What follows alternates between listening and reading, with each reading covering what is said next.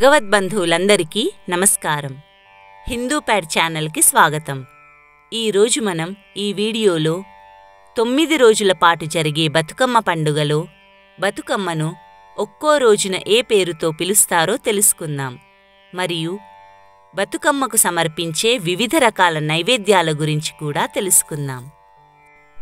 మహాలయ అమావాస్య రోజు పితృదేవతలకు పూజలు చేస్తాం. దాన్ని పెద్దలకు పెట్టుకోవడం అంటారు. పెద్దలకు పెట్టిన ప్రసాదం తిన్న తరువాత ప్రారంభించే మొదటి రోజు బతుకమ్మను ఎంగిలిపూల బతుకమ్మ, చిన్న బతుకమ్మ అని పిలుస్తారు. తులసి ఆకులు, వక్కలు ప్రసాదంగా తీసుకుని తులసి చెట్టు దగ్గర ఈ బతుకమ్మను ఉంచుతారు. ఈ రోజున నువ్వులు, బియ్యం పిండి, నూకలు కలిపి నైవేద్యం తయారు చేస్తారు. రెండో రోజు బతుకమ్మను అటుకుల బతుకమ్మ అని పిలుస్తారు.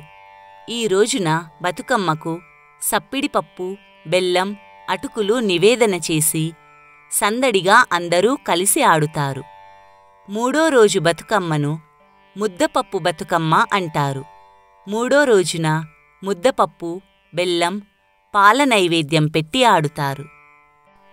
నాలుగవ రోజు బతుకమ్మను నానే బియ్యం బతుకమ్మ అని పిలుస్తారు. నాల్గవ రోజున నానేసిన బియ్యం, పాలు, బెల్లం కలిపి నైవేద్యం చేస్తారు. ఐదవ రోజున బతుకమ్మను అట్ల బతుకమ్మ అని పిలుస్తారు. ఈ రోజున అట్లు లేదా దోశలు నైవేద్యంగా సమర్పిస్తారు. ఆరవ రోజు బతుకమ్మను అలిగిన బతుకమ్మ అంటారు. ఈ రోజు బతుకమ్మ అలిగినందున ఆడరు, నైవేద్యం కూడా ఏమీ సమర్పించరు. ఏడవ రోజు బతుకమ్మను వేపకాయల బతుకమ్మ అంటారు. ఈరోజు బియ్యం పిండిని బాగా వేయించి వేప పండ్లుగా తయారు చేసి నైవేద్యంగా సమర్పిస్తారు. ఎనిమిదో రోజు బతుకమ్మను వెన్నముద్దల బతుకమ్మ అని పిలుస్తారు. ఈ బతుకమ్మకు నువ్వులు, వెన్నముద్ద మరియు బెల్లం నివేదన చేస్తారు. చివరి రోజైన సద్దుల బతుకమ్మ రోజే అసలైన పండుగగా కనిపిస్తుంది. ఈ రోజు బతుకమ్మ పేరు పెద్ద బతుకమ్మ.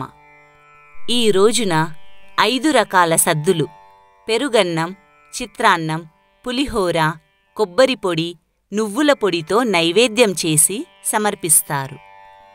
చివరి రోజున ఇంటిల్లిపాది కూర్చొని తంగేడు పూలు, గూనుగు పూలు మరియు మరికొన్ని పూలను కలిపి పెద్ద బతుకమ్మను తయారు చేస్తారు.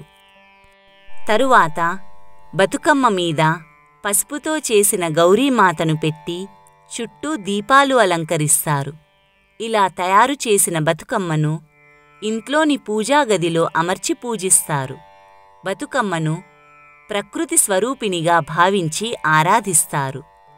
ప్రాణశక్తికి మూలమైన ఆదిశక్తికి ప్రతిబింబమే బతుకమ్మ. బతుకునిచ్చి సకల ప్రాణులకు జీవనశక్తిని అందజేసే ప్రకృతి ఆకృతి బతుకమ్మ. రంగురంగుల పుష్పాలతో సింగారించుకున్న బతుకమ్మను బంగారు కల్పవల్లిగా తెలంగాణ ప్రజలు కొలుచుకుంటారు.